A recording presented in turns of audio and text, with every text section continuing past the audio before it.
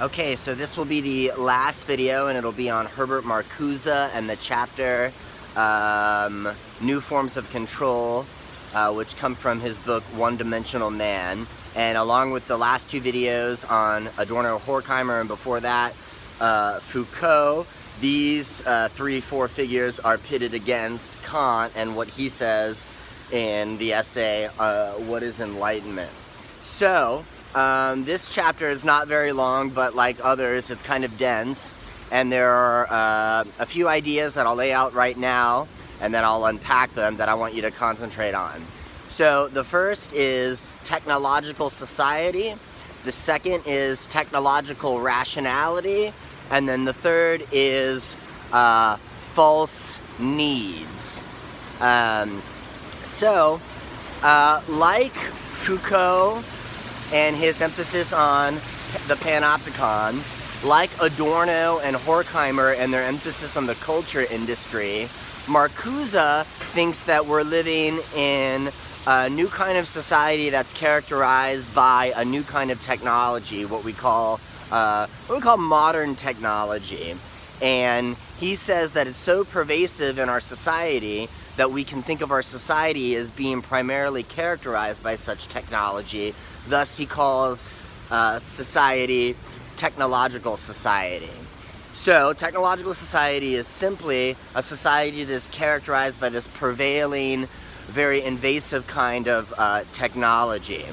And he says that kind of society, which again is on the outside of us, ends up affecting what is on the inside of us. That kind of society, technological society, encourages what Marcuse calls technological rationality.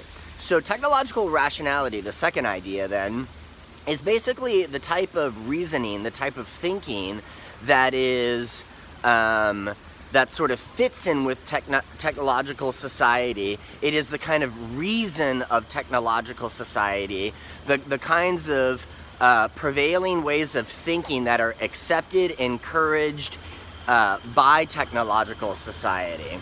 So,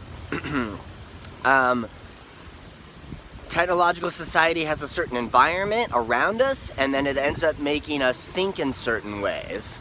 And so, the main technology that Marcuse highlights in this first chapter is advertising. And advertising is just really one facet of, the culture industry, which is what Adorno and Horkheimer were talking about. And advertising is a technology, not all technologies are necessarily like iPhones and computers and digital stuff, but certainly they include that. So advertising on television, advertising on the internet, like we were talking about yesterday, in the margins of, whatever you search for, and advertising comes up.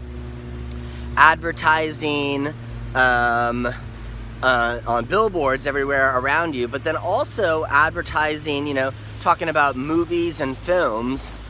When I was talking about those like romantic comedies or whatever, when a romantic comedy gives you a certain notion of an idea of love, then in a sense it's advertising to you what prevailing notions of love should be in technological society and how you should think about them. So the point is, yes, you're probably aware of such a thing called product placement in film.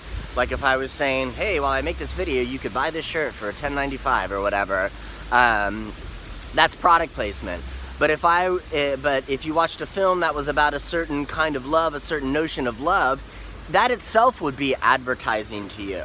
So the point is advertising is the most prominent kind of technology. It's all around us. It's all around us in the media that we have. It's hard to come to a situation where you don't see advertising. So in the square here, we see advertising for the restaurants.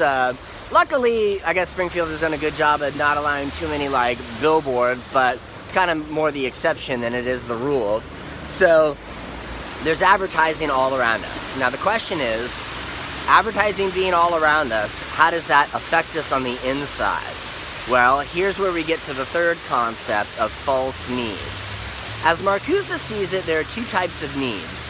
biological needs, food, water, shelter, and then every other kind of need, which, if it's not a biological need, it is a need that society has imposed, right? It's false because, in a sense, you don't need them for survival, but in a deeper sense, it's false, as in bad, because the kind of things society makes you want so much that you end up thinking that you need can actually be harmful to you. So, the imperative under capitalism to like try to make as much money as possible and to feel less than or incompetent if you don't, that's an example of a false need. The more you have, the more what you have is vulnerable to being lost. So the kinds of things that society makes us want, it makes us think that we actually need, and then the kinds of things that we pursue under the false pretense of needing them can actually be very harmful to us because we don't really need them, and they again mess up our or they impede our internal thinking. So if you want to be cool or whatever, society tells you to smoke cigarettes because cigarettes, the smoke that comes off cigarettes is suggestive of a certain kind of mystique.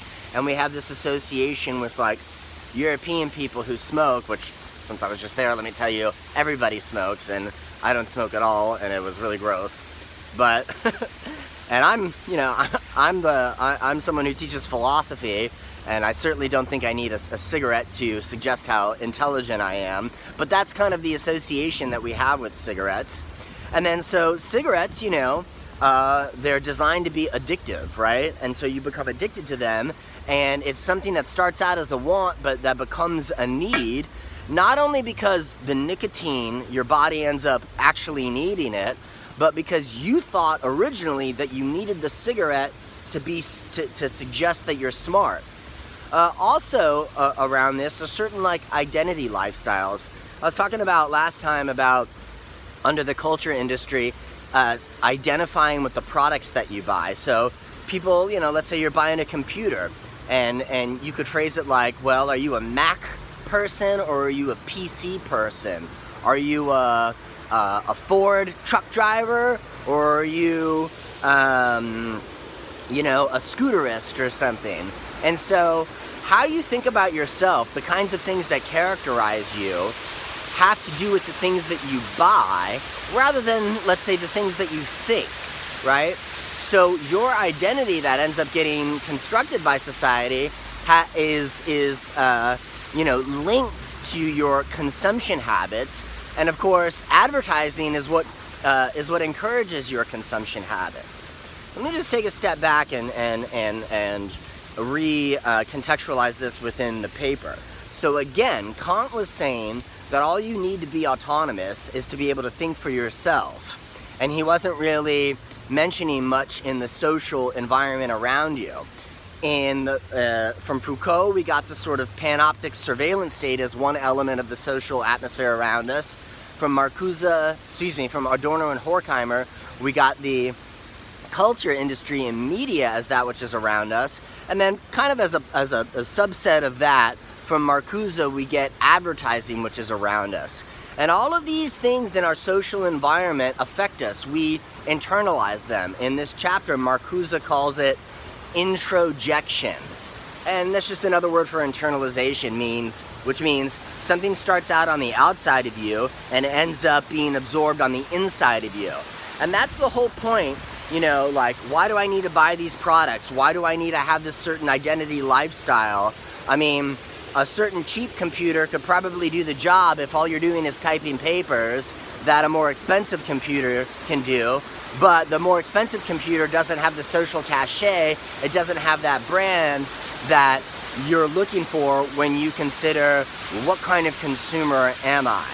So, how is it then that society gets people to buy all this crap that we don't need, that may in fact be, harmful to us, and that certainly ends up impeding our ability to think for ourselves?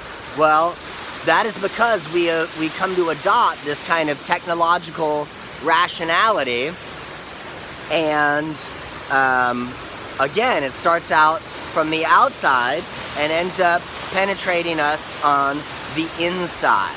And all this stuff about things coming from the outside and penetrating us on the inside, meaning affecting the way we think, that's the kind of consideration that Kant didn't really entertain. And that's that gulf between the stuff on the outside of us that Kant did not entertain, and his emphasis merely on thinking for yourself, and the biggest impediments being cowardice and laziness. That's what I want y'all to write about. That's what I want you to think about. So this video then highlighted Marcuse's ideas, 3 central ideas about what technological society is, how it encourages technological rationality, and then the biggest thing, false needs. False needs. So I want you to think about what your false needs are. What do you think are the things that you come to realize that you really want, that you really want so much that you think that you need, but that at a certain level you don't need, but yet you can't help but think about desire them in such a way so strongly that it ends up, operating more or less as a kind of necessity.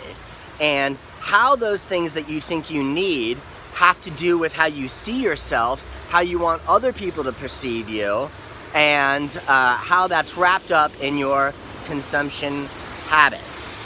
So that is what that is what the paper is supposed to be about, and that is where I will end it. Alright, so this will be the last video for the class, so hope you enjoyed it, and obviously email me with any questions. I'm out!